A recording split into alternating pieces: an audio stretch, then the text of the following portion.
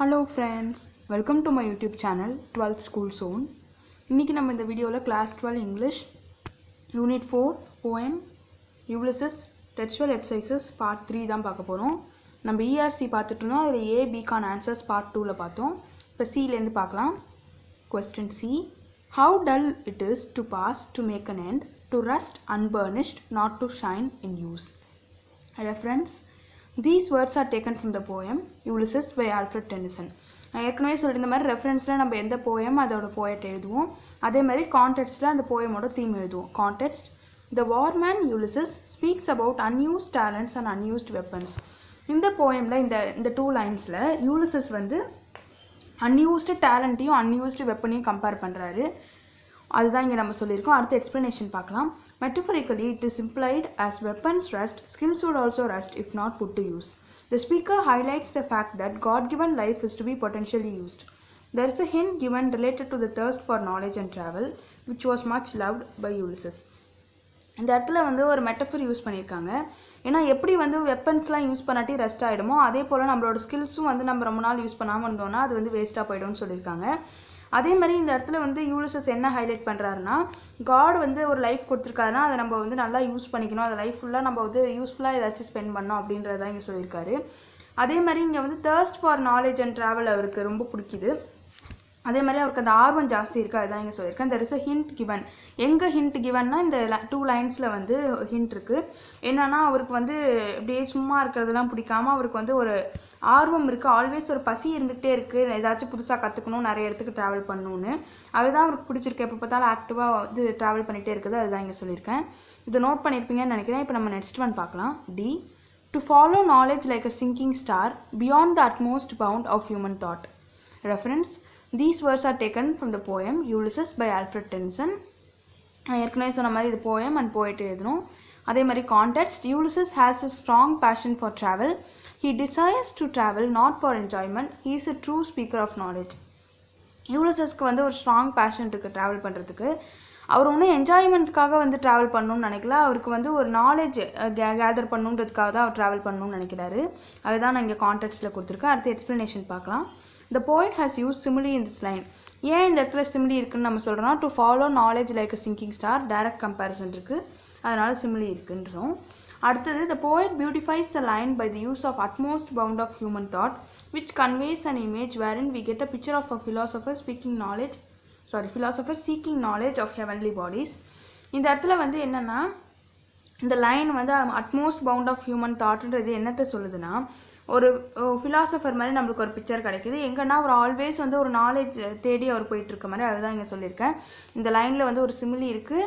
அதே மாதிரி இந்த போயிட்டை வந்து பியூட்டிஃபை பண்ணி சொல்லியிருக்காரு. என்னத்தெல்லாம் இந்த மாதிரி அவர் நாலேஜை தேடி ஒரு ஃபிலாசபர் மாதிரி போகிறாரு அப்படின்னு. இதுதான் இது உங்களுக்கு புரிஞ்சிருக்கும்னு நினைக்கிறேன். இதை நோட் பண்ணிக்கோங்க. நெக்ஸ்ட் ஒன் பார்க்கலாம். He works his work, I mine. Reference. These words are taken from the poem Ulysses by Alfred Tennyson. நான் ஏற்கனவே சொன்ன மாதிரி அது போயட் அண்ட் போயம் எழுதுவோம். அதை வந்து ஒரு பாட்ஸ் போட்டு ஹைலைட் பண்ணணும். Context. Ulysses mines through his adventures and his son does his work of ruling the country. இந்த லைனில் வந்து he works his work, I mine அப்படின்னு கொடுத்துருக்கனால இது நம்ம இங்கே கான்டெக்ஸ்டில் இப்படி எழுதுகிறோம். யூலிசஸ் வந்து அவரோட அட்வென்ச்சர்ஸ் பண்ணிட்டு இருக்காரு, அவர் பையன் வந்து கண்ட்ரியை ரூல் பண்ணுறாருன்னு. இப்போது நம்ம விரிவாக்கம் எழுதுவோம். Explanation. The hero states that his son Telemachus is going to rule his kingdom. Ulysses believes his son would do justice. The work of Ulysses is adventuring to gather knowledge. As a contrast, we find young Telemachus stationed and old Ulysses roaming. என்ன சொல்ல வராங்கன்னா, Ulysses என்ன சொல்கிறேன்னா, அவரோட பையன், அதாவது அவருடைய மகன் டெலமாக்கஸ் வந்து கிங்டம் ரூல் பண்ணுவாருன்னு சொல்ல வராரு. அதே மாதிரி அவருக்கு வந்து நல்ல நம்பிக்கை இருக்கா, அவரோட மகன் வந்து டெலமாக்கஸ் வந்து அந்த வேலையை கரெக்டாக செய்வார், இவரோடவே நல்லா பண்ணுவாருன்னு அவருக்கு தோணுது. அதுக்கப்புறம் யூலிசஸோட வேலை வந்து என்னென்னா அட்வென்ச்சர் பண்ணுறது. அதே மாதிரி அவர் ஏன் அட்வென்ச்சர் பண்ணுறாருன்னா அவர் நாலேஜ் கெயின் பண்ண. அதே அவரோட பையன் வந்து கிங்டமை ரூல் பண்ணுறாரு. எப்பயுமே வந்து ஒரு வயசான காலத்தில் ஒரு ஃபாதர் வந்து கிங்டம் ரூல் பண்ணியும் ஒரு சன் வந்து அட்வென்ச்சர் பண்ணுற மாதிரி தான் நம்ம பார்த்துப்போம். இந்த இடத்துல கான்ட்ராஸ்ட்டாக இருக்கனால as a contrast we find young Telemachus stationed and old Ulysses roaming கொடுத்துருக்காங்க. இதை நீங்கள் நோட் பண்ணியிருப்பீங்கன்னு நினைக்கிறேன். நெக்ஸ்ட் ஒன் பார்க்கலாம். F. You and I are old. Old age hath yet his honor and his toil. Reference. These words are taken from the poem Ulysses by Alfred Tennyson. இப்போ நம்ம poem and poet எழுதிட்டோம், அதை highlight பண்ணியாச்சு. இப்போ context. The speaker gives a clarion call to his crewmen. He says that they are old. He states they are energetic enough to travel and achieve more. இந்த இடத்துல வந்து speaker வந்து யாருன்னா எப்பயுமே பார்க்குற மாதிரி யூலிசஸ் தான் ஸ்பீக்கர். அவர் வந்து அவரோட இது சப்ஜெக்ட்ஸ் அதாவது க்ரூமேன் எல்லாம் கூப்பிட்றாரு, வாங்க ட்ராவல் பண்ணலான்னு. அவரே சொல்கிறாரு, நம்மளுக்குலாம் வயசாகிடுச்சு, ஆனாலும் நம்மளுக்குலாம் ஒரு எனர்ஜி இருக்குது ட்ராவல் பண்ணி இன்னும் அச்சீவ் பண்ணுறதுக்கு. அதனால் நம்ம இருக்கிற எனர்ஜியை வச்சுக்கிட்டு நம்ம ட்ராவல் பண்ணி இன்னும் அச்சீவ் பண்ணணும்னு சொல்ல வராரு. இப்போ explanation. A leader should be inspiring and Ulysses is a real role model. He instills confidence into fellow voyagers and honors them. Hard work is difficult, but the end result is highly pleasing and rewarding. Toil is always honored and old is gold. ஒரு லீடர்னா always அடுத்தவங்களை inspire பண்ணுற மாதிரி தான் இருக்கணும். அதுக்கு வந்து Ulysses ஒரு role மாடலாக இருக்கார். அவர் வந்து எல்லாருக்கும் கான்ஃபிடன்ஸ் கொடுக்குறாரு, நம்மளால் முடியும் அப்படின்னு அவரோட வாயேஜர்ஸ்க்கு சொல்கிறாரு. அதே மாதிரி எப்பயுமே ஹார்ட் ஒர்க் பண்ணுறதுக்கு கஷ்டமாக தான் இருக்கும், ஆனால் அது ரிசல்ட் வந்து நல்லா ப்ளீஸிங்காக இருக்கும். அதுதான் இங்கே சொல்லியிருக்காங்க. டாயில்ன்றதும் அந்த மாதிரி கஷ்டம், ஹார்ட் ஒர்க் அந்த மீனிங்கில் தான் வரும். டாயில் வந்து எப்பயுமே ஒருத்தர் கஷ்டப்பட்டு அதுக்கு ஒரு ரிசல்ட் கிடைக்குதுன்னா அதுக்கப்புறம் தான் எல்லாரும் அதை ஹானர் பண்ணுவாங்க. அதே மாதிரி நம்ம ஓல்டு இஸ் கோல்டுன்னு கேள்விப்பட்டிருக்கோம். அந்த மாதிரி வந்து இவர் ஓல்டு ஆனாலும் இவர் வந்து அந்த காலத்துலேயும் வந்து இன்ஸ்பைரிங்காக இருக்கார். அதுதான் இங்கே ஓல்டு இஸ் கோல்டுன்னு கொடுத்துருக்காங்க. நெக்ஸ்ட் ஒன் பார்க்கலாம். G. The long day wanes, the slow moon climbs, the deep moons round with many voices. Reference. These words are taken from the poem Ulysses by Alfred Tennyson. இங்கே நம்ம poem and poet எழுதியாச்சு. இப்போ context. We get the image of a very long day coming to an end on reading the words long day wanes. இந்த இடத்துல ஒரு long day wanes, இந்த இடத்துல இது வந்து n வரும், waves இல்லை wanes.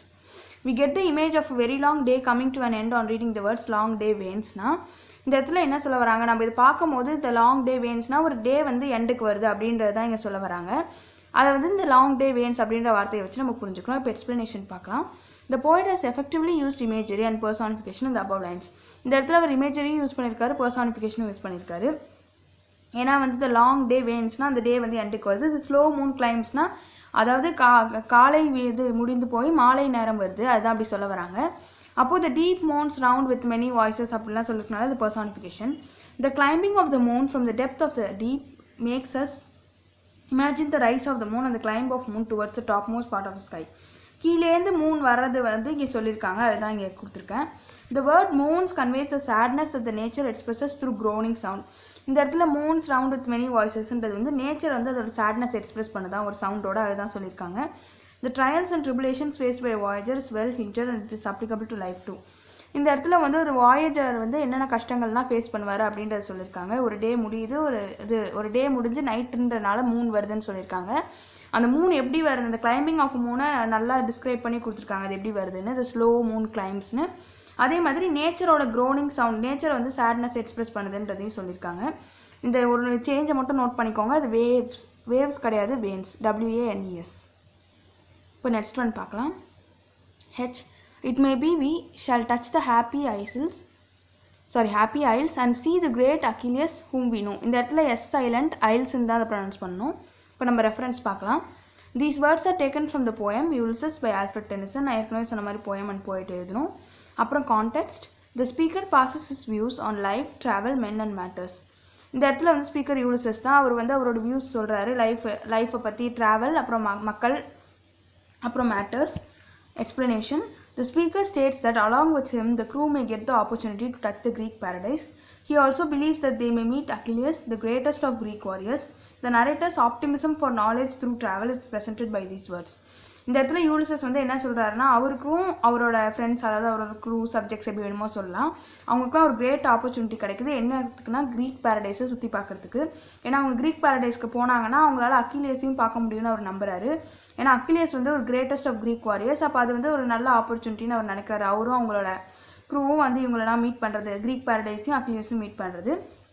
அதே மாதிரி அவரோட ஆப்டிமிசம், அதாவது பாசிட்டிவிட்டி, இந்த இடத்துல வந்து அவர் கற்றுக்கணும், அவரோட நாலேஜ் கெயின் பண்ணணுன்றதுக்கான ஆப்டிமிசம் வந்து அவரோட ட்ராவல் வழியாக இங்கே எக்ஸ்பிரஸ் பண்ணியிருக்காங்க. அதுதான் இங்கே இருக்குது.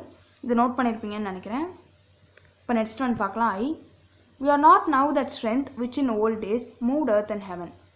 Reference. These words are taken from the poem Ulysses by Alfred Tennyson. இதில் நம்ம poem and poet எழுதியாச்சு. இப்போ context. This dramatic monologue pictures the past, the present and the plans of the Greek warrior. இந்த dramatic monologue நான் ஏற்கனவே சொல்லியிருக்கேன். மோனோலாக்னா ஒரு drama இல்லை ப்ளே, அதில் வந்து ஒரு கேரக்டர் மட்டுமே பேசுவாங்கன்னு. இதில் வந்து யூலிசஸோட பாஸ்ட், ப்ரெசன்ட் அண்ட் பிளான்ஸ் சொல்கிறாங்க, அதுதான் இங்கே கொடுத்துருக்காங்க. This dramatic monologue pictures the past, present and plans of Greek வாரியர்னு. Explanation. We understand the aging process faced by the captain and the crew. He knows for sure age was catching up with them, but believed that they had the needed determination to pursue their endeavors. இந்த இடத்துல வந்து என்னன்னா நம்மளுக்கு வந்து யூலிசஸ்க்கும் அதாவது captain Ulysses அந்த crew வந்து அவரோட சப்ஜெக்ட்ஸ் அவங்க எல்லாருக்குமே வயசாகுதுன்றது நம்மளால் புரிஞ்சுக்க முடியுது. அதே மாதிரி அவருக்கும் தெரியுது ஏஜ் அவருக்கு வந்து வயசாகிட்ருக்குன்னு. இருந்தாலும் அவருக்கு என்ன ஒரு நம்பிக்கை இருக்குன்னா அவருக்கு வயசானாலும் இந்த டிட்டர்மினேஷன் இருக்குது அவரோட கனவுகளில் வந்து நிறைவேற்ற. அதுதான் வந்து இங்கே சொல்லியிருக்காங்க. அந்த அவரோட கனவுகள் வந்து நனவாகணும் அப்படின்றதுல வந்து அவர் ரொம்ப தீவிரமாக இருக்கார். அதனால் வயசானாலும் அவருக்கு அந்த டிட்டர்மினேஷன் மன உறுதி இருக்கனால அவர் வந்து போக தயாராக இருக்கார். இதை நோட் பண்ணியிருப்பீங்கன்னு நினைக்கிறேன். நெக்ஸ்ட் ஒன் பார்க்கலாம். J.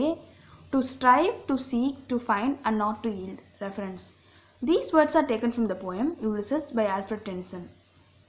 Context. This dramatic monologue describes Ulysses' thirst for travel.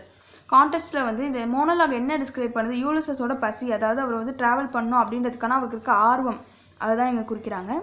Next one explanation. Though old, Ulysses has faith in himself and his crewmen. He encourages them not to rest their woes. He knows within his lifetime he cannot scan the whole world. However, he makes a very earnest attempt. யூலிசஸ்க்கு வந்து வயசானாலும் அவர் மேலேயும் அவர் க்ரூமேன் மேலேயும் இருக்க நம்பிக்கை அவருக்கு போகலை. அவர் வந்து அவரோட க்ரூமேன் அதாவது சப்ஜெக்ட்ஸையும் என்கரேஜ் பண்ணுறாரு. ஓர்ஸுன்றது அந்த படகோட ஓட்டுறதுக்கு யூஸ் பண்ணுவாங்க இல்லையா, அந்த கம்பை தான் இங்கே ஓர்ஸ்ன்னு சொல்லியிருக்காங்க. துடுப்பு அதுதான் இங்கே ஓர்ஸ்ன்னு சொல்லியிருக்காங்க. அவருக்கு வந்து என்ன சொல்கிறாருன்னா வந்து ஓரை நம்ம ரெஸ்ட் பண்ண வேண்டாம், நம்ம ட்ராவல் பண்ணிகிட்டே இருப்போன்றதான் அவர் க்ரூமேனுக்கும் சொல்கிறாரு.